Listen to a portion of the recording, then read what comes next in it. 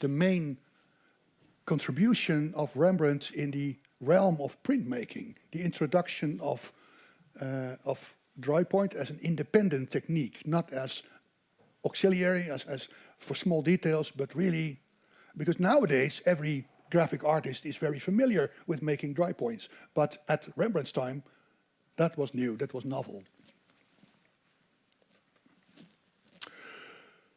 A nice subject, completely in dry point, especially the bed. Of course, this is one what they call the Suchet Libre, the more free subject, and it's very nice, but it's still very draftsman-like. And what I want you to notice is the woman has 3 arms. There is a hand here, which is hers, there is a hand there, which is hers, but there is another hand here. And Rembrandt never bothered to remove it